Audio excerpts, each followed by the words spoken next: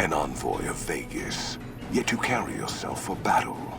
If so, you cannot truly be of that city of cowards. I see you fight with words, like all beneath the flag of the bear. Let us hope your skill with weapons proves greater. You dare speak that name. Comparing him to any man of Kaiser will only earn you a slow death. You think me some lesser man, some other legate? I am the first of the Legion, and this gate to the west shall be ours this day. Huh.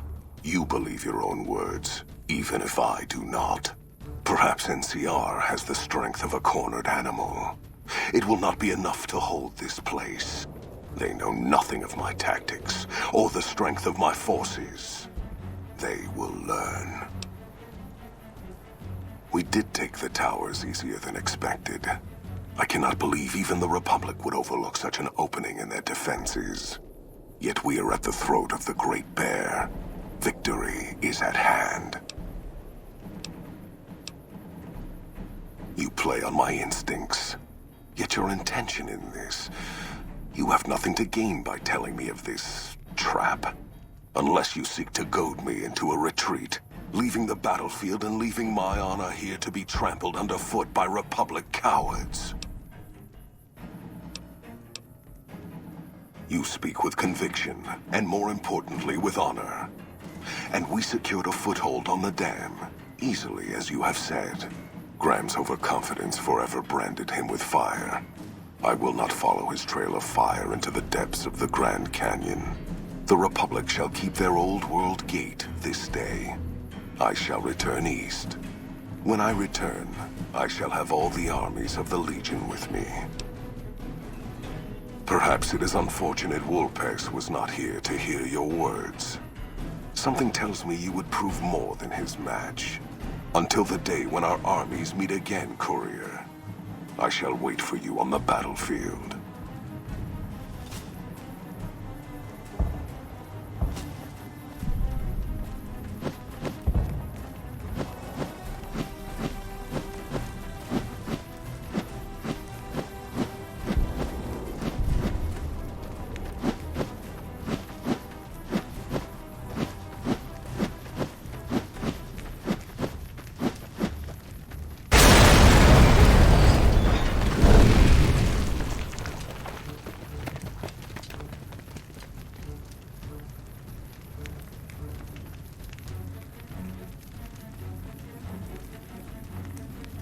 Caesar on the cross. Been a long time since I've seen the kind of work you've laid down today. A damn long time. And the screams of those Legion bastards as they kick dirt running east like a choir of angels to my ears. Speaking of, that crazy light show over the fort? What the fuck was that? Some kind of thumb of God you called down? Amazing. Fucking amazing. Could use 100 of you. Just scatter you over the east like jacks. Give those plum fucks the what for. And, well, these boys with you?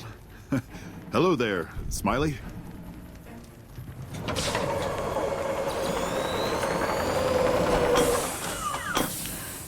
Guess it ain't no secret how you, I say, can you ask them to put their weapons down? Was just reaching in my coat to give you a cigar. Figured as much. Come on, you sons of bitches, we're ready.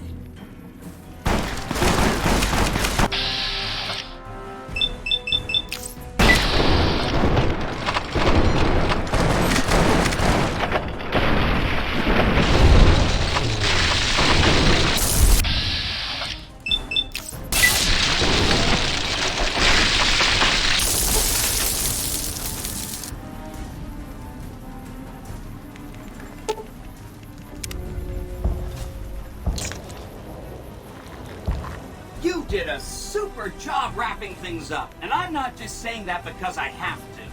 I didn't want to make a big deal about this until after we won, but, well, I found some code snippets in one of Mr. House's databanks that will let me, reprogram my personality to be a little more assertive, basically.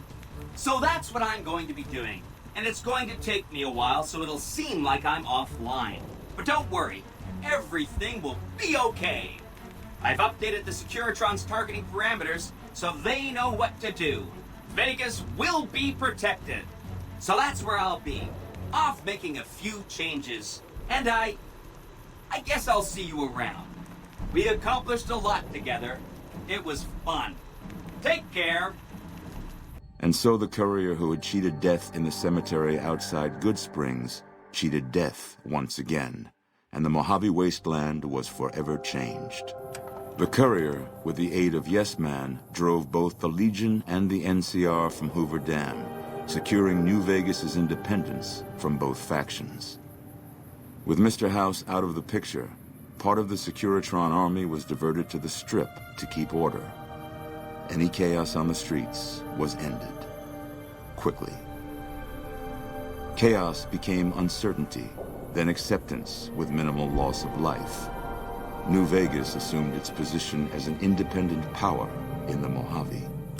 Supporting the ideals of independence, the courier was recognized as the woman responsible for a truly free New Vegas. She ensured that Mr. House's tyranny was broken, and that neither Caesar's Legion nor NCR would ever gain control over New Vegas. Black Mountain Radio continued to broadcast its peculiar form of propaganda. Raul Tejada faced his execution each day, though pardoned in the end. Travelers venturing too near Black Mountain continued to be harassed by Tabitha's followers. Without organized leadership, the remaining boomers slowly drifted away, leaving Nellis Air Force Base to be flooded by prospectors and scavengers. All of the boomers' accumulated knowledge quickly scattered, and their existence slowly faded from memory. The Brotherhood used the Battle of Hoover Dam as an opportunity to retake Helios 1, and came to control the area between it and Hidden Valley. With no organized opposition, their patrols began monitoring trade along I-15 and 95, seizing any items of technology they deemed inappropriate. Veronica put her moral sensibilities aside and supported the Brotherhood's new campaign of aggression as best she could. Yet, deep down, she understood that it meant their end would surely be soon to follow. Fiends overran Camp McCarran during the Second Battle of Hoover Dam. In the anarchic months that followed, the Fiends asserted dominance over Outer Vegas. With no clear leader to guide efforts in Freeside, the followers of the Apocalypse lost control of Old Mormon Fort to local thugs and junkies. Eventually, using the followers' remaining supplies to manufacture drugs, the Old Mormon Fort quickly devolved into little more than a junkie den. During the retreat of Caesar's Legion from the Mojave Wasteland, Arcade was a sad casualty, one of many. His body was heaped with those of many others in a nameless ravine on the Legion's long march home. Travelers continued to stop by Goodsprings Source for water on the Long 15, but rarely would anyone venture into the ruins of Goodsprings itself. Those who did were almost always tourists, come to visit the graveyard where the courier rose from the dead. The slaughter of the Van Graffs and the Crimson Caravan caused no end of trouble for NCR back west. Already struggling, NCR's supply line suffered further as the two caravans withdrew support, until the massacre in the east was resolved. Despite the destruction of Cassidy caravans, Cass lived for 30 more years. She made her way back west and passed away in a small shack outside of Vault City, the rose pendant still around her neck. After their suicidal last stand at Hoover Dam, the Great Khan ceased to exist as a tribe. The few surviving members dispersed, joining up with other tribes and gangs across the Mojave, and quickly forgot their heritage. With no cure for the Nightkin schizophrenia in sight, the disgruntled Nightkin left Jacobstown. Without a treatment, their insanity grew. The crazed Nightkin terrorized the wasteland, and Jacobstown suffered repeated reprisals from mutant-hating humans. In the end, the surviving mutants abandoned Jacobstown entirely, its existence quickly forgotten by the rest of the wasteland. Encouraged by the courier to stop taking her medication altogether, Lily's instabilities grew worse with each passing day. Eventually, she became little more than a ravening beast, the kindly old grandmother subsumed beneath the rage. In the aftermath of the Second Battle of Hoover Dam, the Kings took the opportunity to viciously force all NCR citizens out of Freeside. Travelers from the Republic quickly learned to avoid Freeside if they valued their safety. Having never received a replacement brain, Rex finally succumbed to old age, abruptly shutting down forever one quiet morning.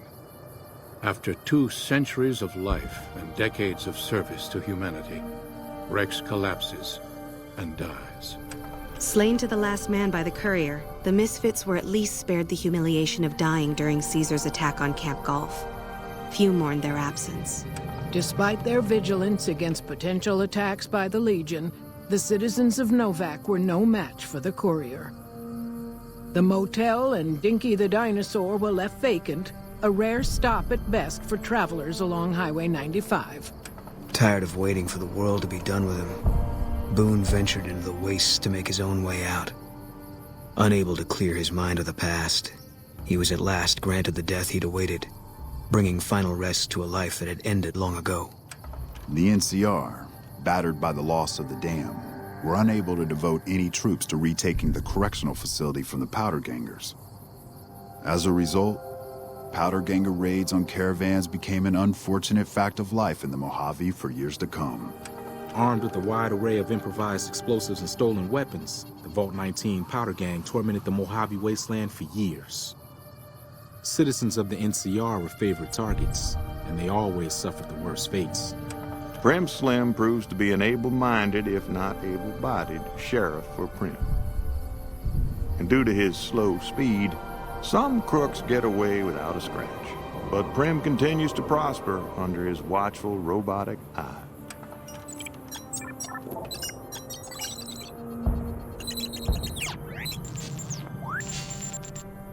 After the death of Chief Hanlon, the power of NCR's Rangers was broken for years.